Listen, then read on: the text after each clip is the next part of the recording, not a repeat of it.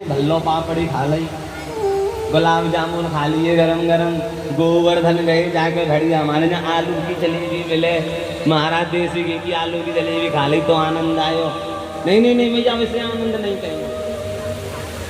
एक रूप में है तो ये भी आनंद है, लेकिन ये कैसा आनंद है? ये क्षण भंगुर आनंद। कैसा आनंद है? कैसा आनंद है? क्षण भंगुर। क्षण भंगुर दो तरीके का आनंद होता है, एक होता है क्षण भंगुर आनंद और एक होता है महाराज जी चिरस्थायी आनंद। क्षण भंगुर का मतलब जो कुछ समय तक रहता है और कुछ समय बाद खत्म हो जाता है। मतलब जैसे आपने कुछ भी संसार की क्रिया की, अर्थात आपने कुछ भोजन की वस्तु खाई, खाते रहे, जब तक वो मुख में रही, जब तक वह चलती रही, जब तक उसका स्वाद मुख में घुलता रहा, तब तक तो आनंद आएगा। लेकिन जैसे ही वो चीज पेट में चली गई, फिर पूछा जाए भैया आनंद कहाँ है? भैया आनंद तो पेट में चली गई। तो कब तक आनंद है? जब तक वह मुख में चल रही थी वो चीज, लेकिन जैसे ही पेट में गया तो आनंद खत्म हो गया। तो वो क्या है? क्षण भंगुर आनंद, जो कुछ समय के लिए रहता है। लेकिन दूसरा आनंद है चिरस्थायी आनंद। वो आनंद कैसा है? वो आनंद ऐसा है कि जो एक बार चढ़ गया ना, जो एक बार मन में आ गया ना, फिर जीवन में कभी उतरेगा नहीं। वो आनंद कौन सा है?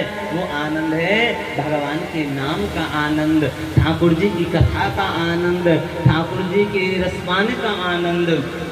जैसे कि आपने देखा होगा, आप परसों का बनाया हुआ भोजन क्या खाया है वो भूल जाओगे।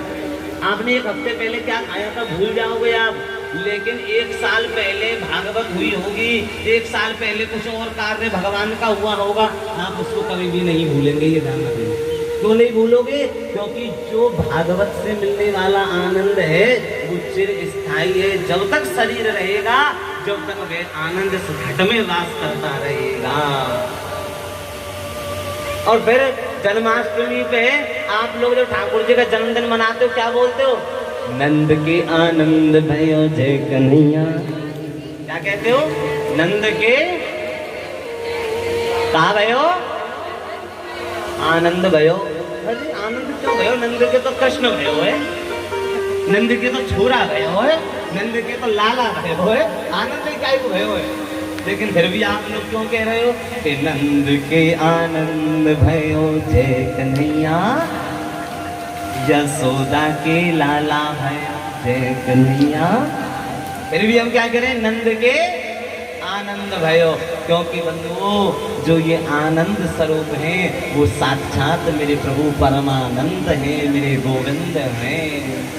जिनके नाम में, जिनकी भजन में, जिनकी सेवा में ऐसा दिव्य आनंद प्राप्त होता है, जिस आनंद को ग्रहण करते ही हमारे जीवन की समस्याएं दूर हो जाती है, जीवन का दुख दूर हो जाता है, जीवन पर्यंत का कष्ट समाप्त हो जाता है। मैया ये वो आनंद प्रदान करने वाला है। तो मैया हमें नियम बनाना है, जब तक कथा चले 3 घंटे